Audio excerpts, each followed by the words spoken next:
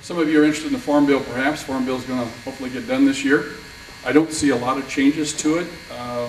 The crop insurance program underwent significant changes last time. I think this time it's just going to get tweaked. Most of the stuff in the Farm Bill has been well received, and I think in one of our recent bills we kind of fixed some of the dairy portions of that. So the dairy farmers are kind of like insurance companies. Industry as a whole, they can't get along with each other, so it's always been a fight back and forth. Hopefully we got that resolved for the time being. It was mentioned about infrastructure in the House. Our House Transportation Committee, I was talking to one of our members yesterday, and Sam Graves, by the way, sits on that committee. Could be the next chairman, matter of fact. We're looking at, the president's got his ideas out there, and we're trying to figure out how to implement those. This is an issue that the president's going to have to lead on because it's very difficult. His solution, his suggestion has got some controversy to it, so we want to work with him and support him in that. But obviously, it's going to take for us to have to find some money for him to be able to make this done, get this done. So they're working on that at this point. Our bill in the House is not done yet, so I really can't give you a lot of good answers on what's going on there. Immigration is another issue that is, top of mind. Nancy Pelosi managed to spend 8 hours of her life on the floor the other day in 4-inch stiletto high heels, which I kind of give her kudos for that. Talking about the DACA situation and trying to held up our bill that we were trying to discuss with regards to the continuing resolution, forcing all of us to get up at 3 o'clock in the morning and go vote in the middle of the night. So there wasn't a lot of goodwill toward that effort, quite frankly, from both sides of the aisle. Obviously, opioids is another issue that is really starting to hit Missouri.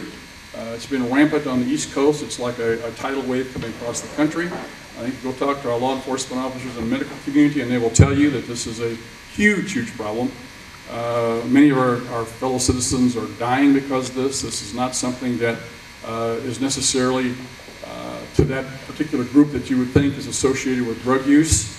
The demographic for the highest use of heroin in the state of Florida are seniors.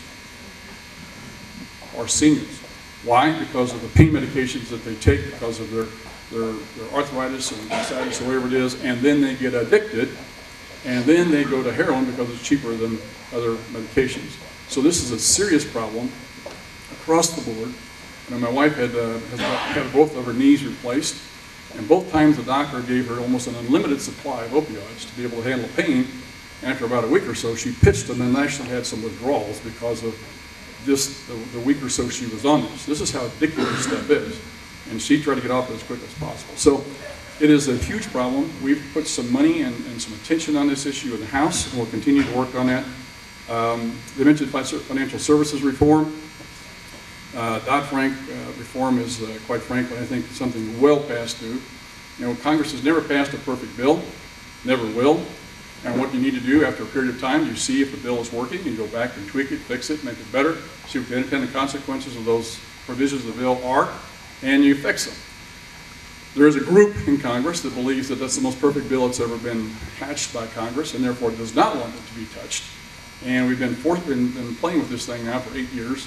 A lot of this comes through my committee, my subcommittee, so I'm in the middle of this reform bill, and we've sent our reform bill to the Senate. They've got a different approach. They're going to send their bill back to us shortly, I think, to vote on it first part of this next week, and we're anxious to see what that comes out to. But it's very, very needed reform that will help small and mid-sized, especially community banks, to be able to have access, enable you to have better access to credit, control the costs. Right now, we're losing one community bank and credit union today across this country. Yes, I said that. One community bank and credit union a day is going out of business. They're either being bought up or merged or going out of business because they can't continue to handle the high cost of compliance with these rules and regulations that have been promulgated through this Dodd-Frank law. It has been an onerous situation that has caused a lot of these small and mid-sized banks to go, the costs are just phenomenal. And I keep telling people, I said, these banks were not the cause of the crash. They were not the problem, but they've been roped in as part of the solution.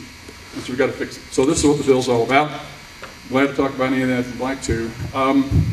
One of the things that the president ran on was reducing rules and regulations. And I think you know, he's been doing a good job. That's not being reported in the media, but I can tell you one of the newspapers in Washington actually did a study on it recently and found that he was removing 10 rules for every 1 rule is being put back on the books. He pledged 2 to 1, but he's actually 10 to 1. So he's doing a great job on that. One of the bills I'm working on right now is the data security bill. Am I doing okay with this mic? Are you able to hear me okay? Okay. You know, breaches are almost a common thing now. And our leadership team said, and we had about 1,700 last year. Our leadership team said, we've got to do something about this, especially after Equifax and the SEC breaches. And so they came to my committee chairman and said, your committee has jurisdiction, fix it. And so my committee chairman came to me and said, Blaine, your subcommittee has jurisdiction over it, you're the chairman, fix it. So this bill was dropped in my lap. And we're in the process of trying to put it together. It's a very difficult thing to do because it's kind of like putting, you know, 3 kids around a table. It's really kind of 3 groups that we're working with here. And it's kind of like putting 3 kids around a table and force-feeding spinach down their throat. None of them like it, but it's all something to recognize is good for you. It's going to have to get done. So we are trying to find a way to get all of them to the table, take the edge off of this, and get them to the point where they can accept some of the provisions of the bill. Bottom line is, somebody has to accept responsibility for the breach. Right now you have certain groups that don't want to accept responsibility for it and pay for it. They don't push it on to other people. That's got to stop. And number 2 is notification. Notification is you need to know when your information has been breached so that you can take action if they don't to be able to protect your own data. And Equifax, for instance, took 2 to 3 weeks before they even were able to notify all of you that your information had been breached. And so when they were in committee, I asked them the question. I said, okay, what took so long? And they said, well, you know, the number of claims or calls we were going to get, we had to get a call center up before we could do anything. And in their defense, they did get 300 million calls. However, I said, why did you not just have some sort of national notification? Go on a national broadcast or Google it or Facebook it or something. Go out there, have an advertisement on the papers and say, look, we've been breached. 140 million plus of your people have had your information breached. We can't get you the information you need for 2 or 3 weeks yet. Go take care of it yourself. I said, well, we didn't think of that. SEC, for almost 9 months, they knew that they'd been breached. Information that could have been used to manipulate the stock market was out there. The chairman didn't even know about it. The new chairman, when they took over, didn't know about it for 2 or 3 weeks. And he finally did something about it and said, we got to fix this. So he disclosed what was going on, and in committee I asked him the question. I said, okay, was any of this information used to manipulate the markets? And his answer was, I don't think so. That can't happen. That can't happen.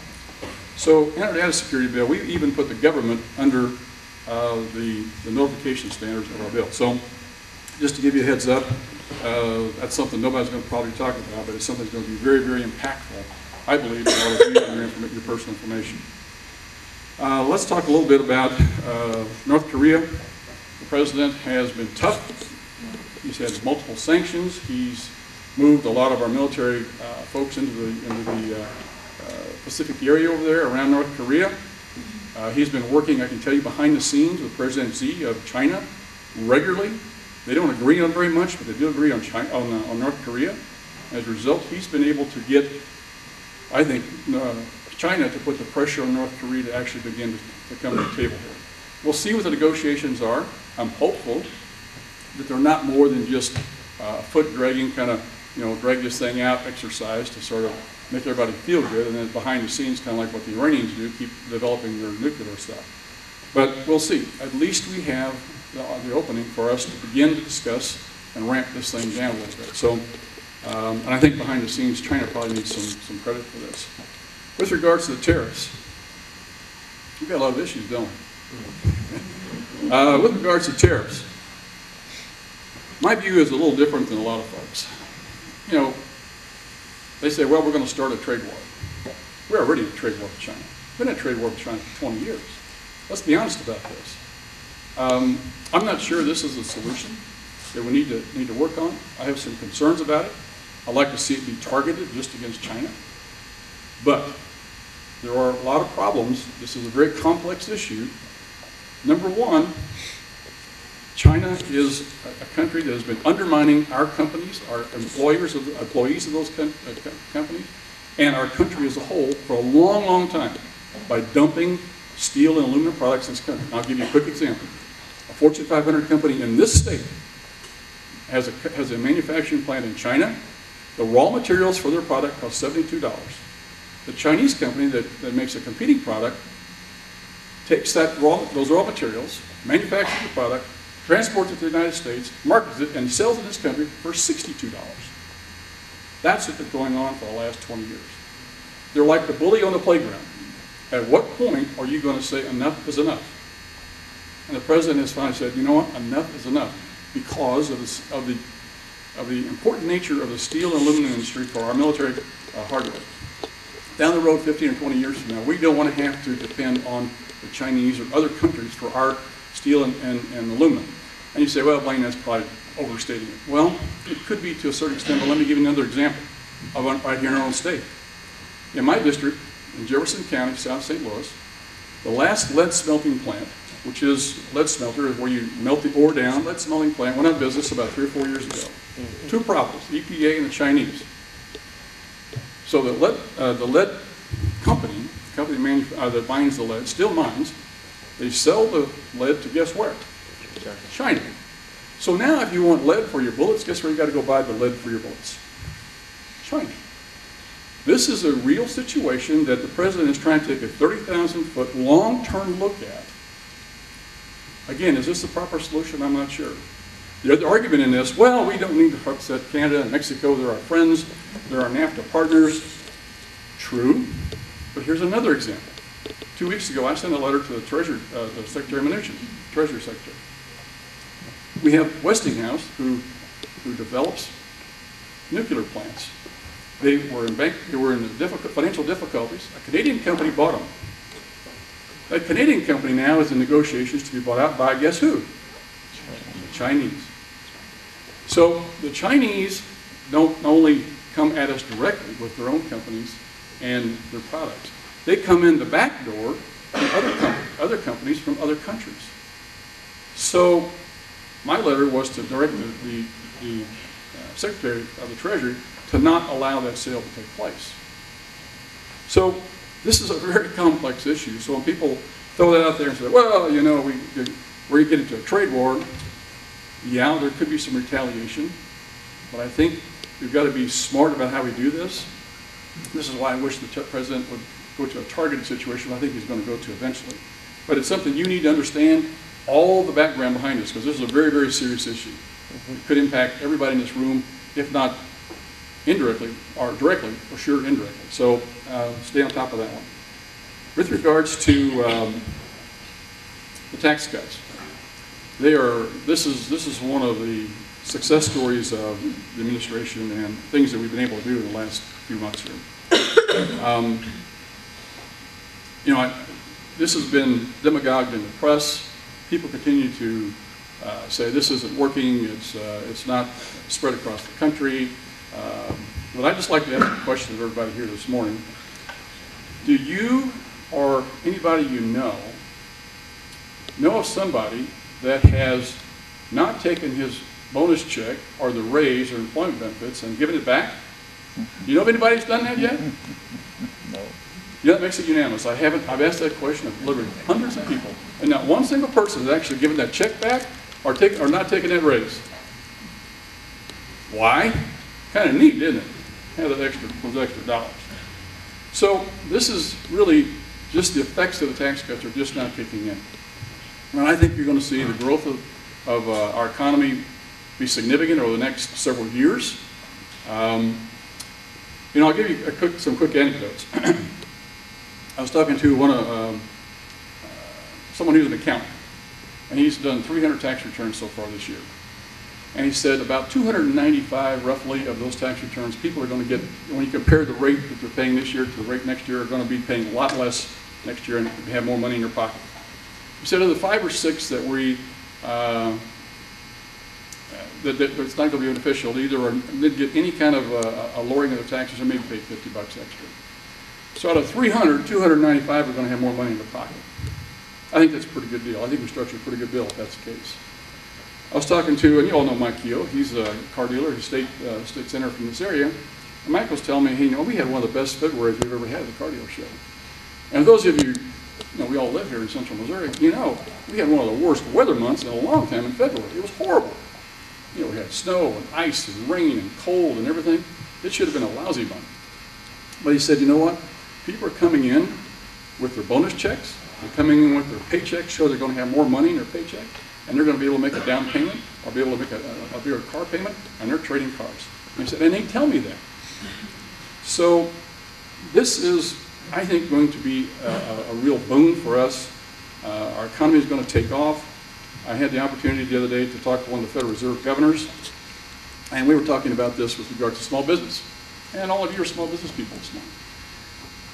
And he said, I was telling him, I said, the small business folks are the ones that drive this economy. I said, this tax cut's going to be really huge for them. And he said, I don't think even our economists at the Fed have got this figured out. He said, because the Federal Reserve economists believe that, when you pay in an S-corp basis, you pay your taxes through your individual income tax return. Well, they believe that those dollars are going to be spent like an individual would spend those dollars. I said, that ain't going to happen. I know small business people. They're going to spend that money like a small business would. They're going to reinvest in the business. You're going to build a new building, put a new manufacturing line in, hire more employees, buy a new truck, whatever it is. If you're a farmer, you're going to buy a new piece of equipment, build a new building. So it's going to be reinvested. He said, yeah, that's exactly what's going to happen. He said, so our economists have even got this wrong. It's going to be even better than we anticipated. So the idea, the next question I would say, well, how good do you think it's going to get? Well, I think, I think we can get to 4% growth. I don't think that's a problem. But at that point, I don't know that we can get much higher because we don't have the labor force to be able to get much farther. I had a chance to talk to Gary Cohn, the economic director who just resigned this last week. And he was talking about, in order to get 4% growth, we need X number of workers. And actually, the unemployed number is almost identical. So if you take all the unemployed and you put them over here, we could actually get 4% growth. But how do we do that? Of those unemployed, 40% can't pass the drug test, and the other 60% don't have the technical skills to be able to assimilate into society and get those jobs. So how do we make that work? Well, we got to train that 60% up, and this is why tech schools, trade schools are so important. And we want to make sure we keep them viable and make sure that this is where, quite frankly, this is how we're going to grow the economy. We have the tech school, trade school individuals in this pipeline, and I think then we can continue to grow our economy. And the fact we don't have those folks in there is going to temper our growth, probably, so it won't be a kind of a boom and bust situation. I think what it'll be is a longer, slow growth curve, which will probably, quite frankly, be beneficial to all of us anyway. I think we've got a lot of things going on. We're happy to be able to answer any questions. We'll stick around as long as we can. We've got to go to the democracy days here shortly. But, it's an honor to serve you in Washington. We keep trying to keep everybody informed as much as we can. Speaking in front of a group of business people, small business folks, is always something I enjoy from the standpoint that you are the ones who make this country great. You're the ones who take risks. You're the ones who get up really early in the morning and stay really late at night, and sometimes go without paychecks to make sure your business can survive. And a lot of people don't understand those sacrifices, don't understand what you do, what I do, because I've been there myself. You guys are the ones who, from the standpoint of generating the jobs, you create 2/3 of the jobs, new jobs in this country. Almost 50% of the existing jobs come from small business. Thank you so much for what you do. You're the ones who make this country great. You're the ones who drive our economy and make us the envy of the world. I can tell you that the entrepreneurial spirit of our people, the economic freedom that we have in this country, is the envy of the world, because they don't have, a lot of countries do not have what we have, which is that economic freedom to be able to do what you want to do today. You want to change jobs? Go change jobs tomorrow. You want to start a new business today? Go start a new business today. You want to start another new business tomorrow? Go start another one tomorrow. That is the kind of freedom that is special to us and makes us different and allows us to be the largest and most prosperous economy in the world. Thank you so much for allowing me to be with you this morning.